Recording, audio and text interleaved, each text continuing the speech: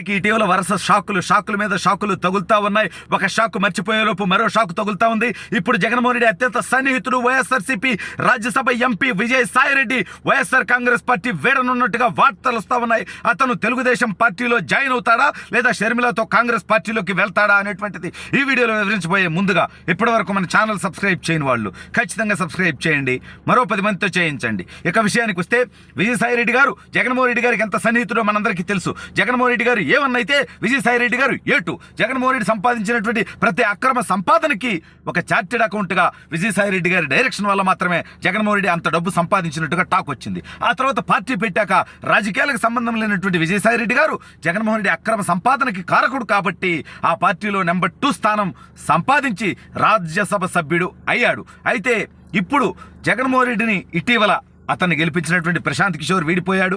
ఆ తర్వాత రక్తం పంచుకు పుట్టినటువంటి చెల్లి, జగన్మోహన్ రెడ్డి కోసం 3000 కిలోమీటర్ల పాదయాత్ర చేసినటువంటి చెల్లి, ఆ తర్వాత వాళ్ళ తల్లి ఇద్దరు కూడా పార్టీని వీడిపోయి తెలంగాణలో ఒక పార్టీ పెట్టుకొని ఆ పార్టీని ఇవాళ రాహుల్ గాంధీ గారి సమక్షంలో కాంగ్రెస్ పార్టీలో విలీనం చేసినటువంటి సందర్భంలో ఆ పార్టీలో చాలామంది మాజీ మంత్రులు, ప్రస్తుత మంత్రులు, శాసనసభ్యులు, ప్రముఖ నాయకులంతా కూడా ఆ పార్టీ నుంచి వెడతా ఉన్నారు. కొందరు జనసేన, కొందరు కాంగ్రెస్, కొందరు తెలుగుదేశం పార్టీకి. అయితే జగన్మోహన్ రెడ్డికి ఎవరు ఊహించినటువంటి మద్దతు ఇచ్చినటువంటి వ్యక్తి విజయసాయిరెడ్డి గారు. ఈ విజయసాయిరెడ్డి గారు ఇప్పుడు వైఎస్ఆర్ కాంగ్రెస్ పార్టీని వేడతాడు అనేటువంటి వార్తలు వస్తూ ఉన్నాయి.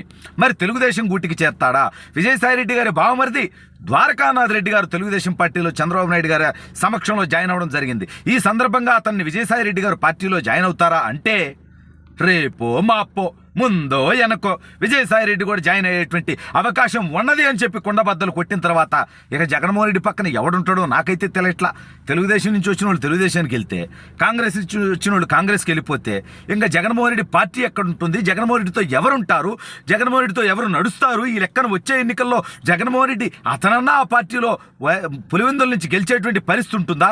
ఎందుకంటే పులివెందుల తెలుగుదేశం పార్టీ అభ్యర్థి బీటెక్ రవి గారు నిన్న షర్మిల గారి భర్త అనిల్ గారితో కడపలో భేటీ అవ్వటం జరిగింది. సరే అంటే వీళ్ళందరూ కలిసి ఏదో చేస్తారని కాదు. మరి షర్మిల గారు కూడా పులివెందుల అసెంబ్లీ నుంచి పోటీ చేస్తారా? కడప పార్లమెంట్ నుంచి చేస్తారా? పులివెందుల అసెంబ్లీ అభ్యర్థిగా ఎవరు పోటీ చేస్తారు? మరి విజయలక్ష్మి గారు ఏమన్నా, అంటే జగన్మోహన్ రెడ్డి గారి తల్లి గారే, ఆవిడేమన్నా పోటీ చేస్తారా నిజంగా కడప నుంచి లేదా పులివెందుల నుంచి? వీటన్నింటినీ జగన్మోహన్ రెడ్డి అసలు ఎలా ఎదుర్కొంటాడు? అసలు నిజంగా విజయసాయిరెడ్డి గారు ఎందుకు మారతారు అనేటువంటి చర్చ వచ్చినప్పుడు ఖచ్చితంగా విజయసాయిరెడ్డి గారు మారడానికి అవకాశం ఉంది. ఏంది బీవీఆర్ నిజమా అని మీరు అనొచ్చు. పచ్చి నిజమే. ఇవాళకి విమర్శిస్తున్నాడు కదా అని మీరు అనొచ్చు.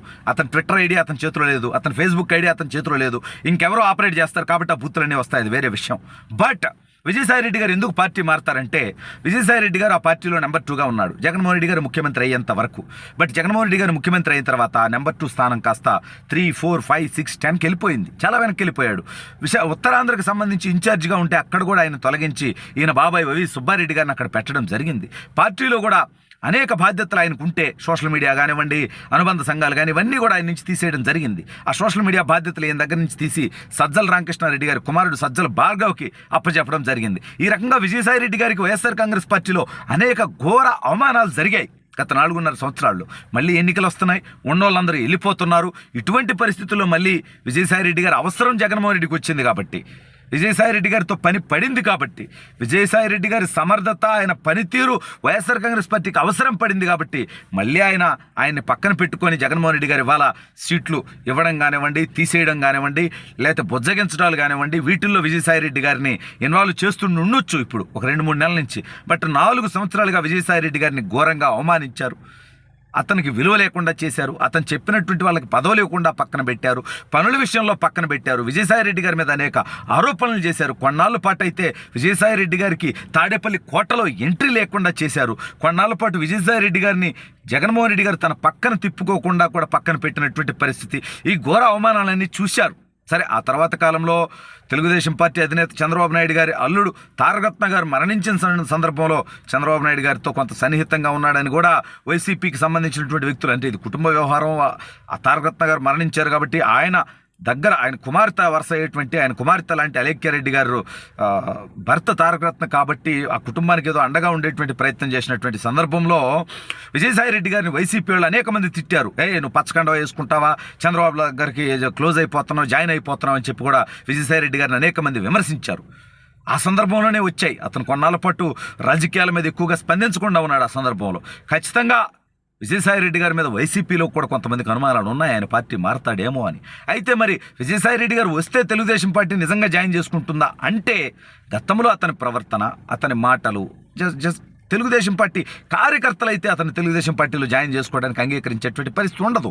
అందుకని ఆయన షర్మిల గారి ద్వారా కాంగ్రెస్ పార్టీలో జాయిన్ అయ్యేటువంటి అవకాశం ఉందనేటువంటి వార్తలు కూడా వస్తూ ఉన్నాయి.